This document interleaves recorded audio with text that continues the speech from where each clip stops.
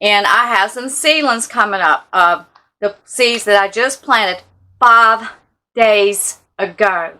Only 5 days ago. So let's go take a look at the seeds that are now coming up.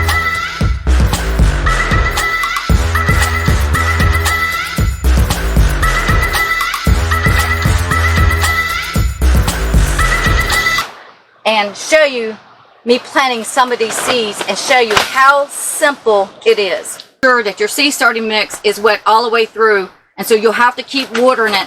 And as long as you see that water standing on top of it, then you know it has not saturated that seed starting mix enough.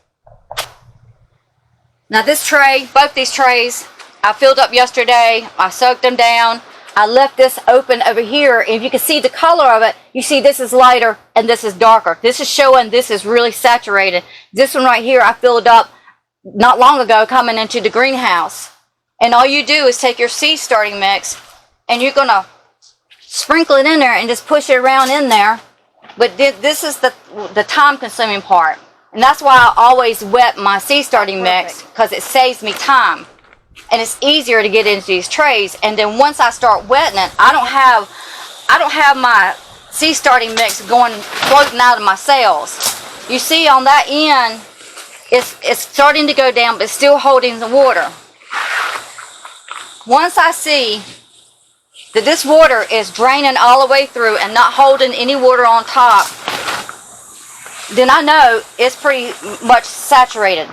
A lot of times I'll take one of my knives that I have out here, and see this right here is going down. That right there is still holding some water. That's where I put the new seed starting mix before I made this video. But anyways, that right there is holding some water. So that's why I moved this cell over here to go ahead and start getting this saturated. But you know what? I'm telling you, the easiest way, unless you're in a hurry, is go ahead and fill these cells up, wet your seed starting mix, get it moist, fill these trays up, wet it down, wet it another time, wait overnight, come out, wet 2 or 3 times, come out the next day and take a look at it, wet it again, maybe 2 times, and you'll be ready to go. You won't be sitting around waiting for this seed starting mix to get ready to put your seeds in.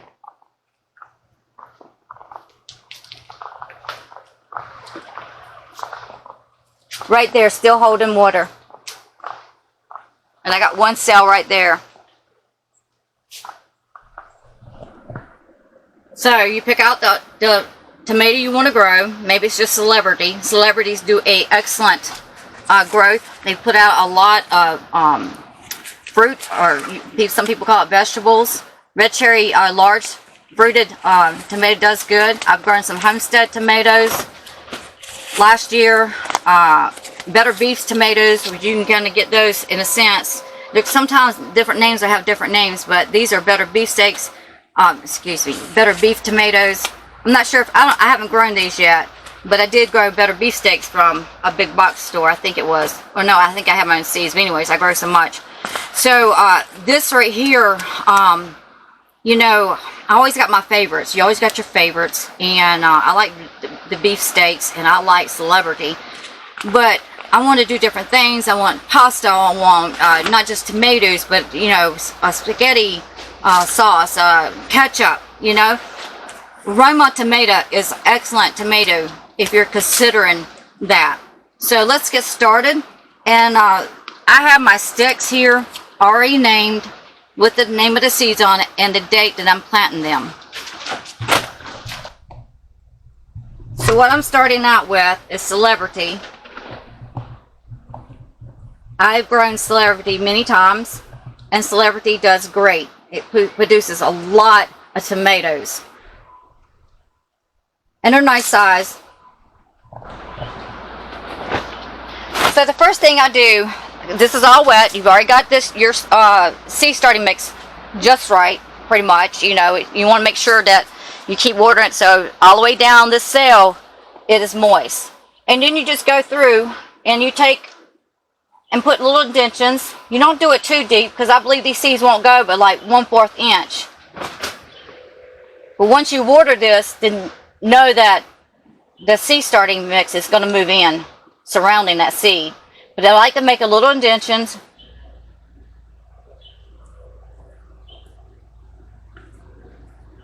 And you will continue on throughout the sale. Now this is a pack I've already opened. This is leftover seeds from last year.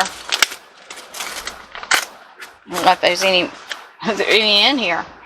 Oh, I got 2 seeds. I got 1 seed. Well, maybe I saved that because I'm like, I think there's another seed in there.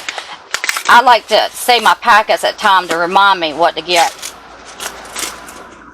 There's 1 other seed in there. Oh, there's a couple more seeds in there. It's hard to get them out. Alright. So, I like to put 2 seeds in every sale. 2 seeds. Then that way, one don't come up, the other one will. Now, I have to say, SUCESSFUL seeds, they do germinate, and they germinate fast. You could really get by off of just putting 1 seed in it when it comes to SUCESSFUL seeds. Other seeds, you know, I always put, and that was, you know, just the way I do it. Sometimes it depends on where I got the seeds. I might put 3 or 4 in there. But when the tomatoes grow up, and say you just want 1 tomato into that cell there, you just take a pair of scissors and nip it, the one that you don't want. If you let it grow up, you can pull those roots apart. Just know it's going to be a little transplant shot. So, 2 seeds. I'm going to start going with 1 because I really, you know, I'm planting a lot of tomatoes for one thing. And so far I've had really good success rate when it comes to SUCESSFUL seeds. That one got 2. I'm trying to get 1. That one got 2.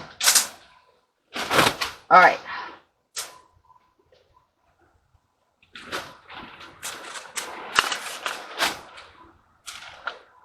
Really easy. So I'm just going to do 3 cells. I'm trying to get 3 cells. And I hate cutting. Honestly, I hate cutting I hate cutting a plant. I hate throwing it away. But then you get where this is what you got to do. So 1 cell. 1 seed in the cell. But like I said, when you're starting out, definitely put 2 or 3 seeds in it. And then cut out the one you don't want. And really, it's a good rule of thumb to plant. I'm going to put another seed in that one. Plant 2 seeds in each cell. And sometimes that's what I do, just so I make sure that I get the plants I want. So my next step would be that I'm going to take some of the seed starting mix that is moist.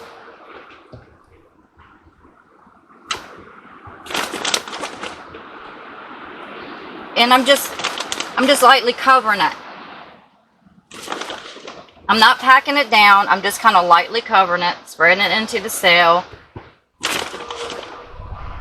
You want this seed starting mix, or whatever soil you use, you want to make good impact.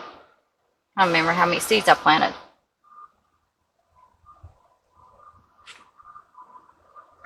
So leave me a comment if you know if I planted 3 or 4 cells. Tell me. Tell me if I messed up here. I think I planted 3, but tell me. So usually what I do is I just go ahead and fill up all my cells, and then I'm going to water. But I like to go ahead and put my name of my tomato in there, or plant. I'm going 3 cells over because I think I did put seeds in 3 cells. And most time that's it. I'll water it and keep it watered. Of course, the rest of them cells will fit up.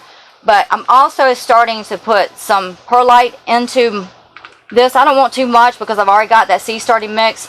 But this helps with retaining moisture. So the amount you put on that will be strictly up to you. Our next step will be just to water in. And since this seed starting mix has been already, pre-moist, it's right, it's ready for planting. And you see me patting it because you want those seeds to make good contact with that soil, that seed starting mix. And usually the water is going to pack it down some anyhow, especially as time goes on. And that's it. Then, say for instance, all these are filled up with seeds. then I would take my saran wrap or 6 mil plastic or some kind of plastic, and I lay it over the top of it. And I like to use saran wrap because I can kind of wrap it around the sides. And that way it's holding this moisture in. It creates the germination. I have a better germination, and it starts getting these seeds going. And so that's why I love putting saran wrap on the top of whatever I'm growing. Or maybe you have a smaller cell tray, and it has a dome. Whichever way, you just got to find a way that works for you. But whatever way it is, don't be intimidated. It's very easy, and you will not believe how much money you have saved. Well, guys, if you learn anything from these tips here, if you got any comments, leave the comments below. But definitely leave me a comment and tell me, have you ever grown? Is this what you do? Is this what you do in your homestead? Do you grow your own plants? Or how much are the plants in your area? That's a good one. When I looked at the prices of those plants, I was like, I'm going right on home, got my seeds out. I'm not buying this mess. It don't look that good anyhow. And I'm gonna get to growing. And that's what we got to do, get to growing. So guys, leave me a comment. Let me know if you're going to try this. If you're going to start growing your own transplants, your own little seedlings. Stop spending so much money out there throwing it away of plants that's not that good. It's not going to give you the greatest harvest. So drop me a comment. Or if you do already do this, what is your technique? Share your ways so that others can read the comments and learn from that. Because like I said, you got to start this. You got to find your little niche on what works good for you. These are my seedlings seeds I have planted, and this right here is broccoli, is Godzilla broccoli, is a snowball, early snowball, cauliflower. I'm sorry, so many names. And these over here are Cheers cabbages that just sprang up 5 days ago. And these are 162 cell of variety of tomatoes. And I just came out here this morning and took the plastic off. I put saran wrap on the top of them to help them with the germination. They are up on a heat mat because we are in winter. And so there's a lot of germination. There's celebrities. There's better beef. There is homestead tomatoes. There is Roman tomatoes. And then it goes down to summer pick, 4 rows of summer picks. And then it goes down to last row is the Rage, is either Rage or Cage of red cherries. And these are the strawberries that have not came up yet. They usually take longer. And so these right here are the lettuce. And I had to take the saran wrap off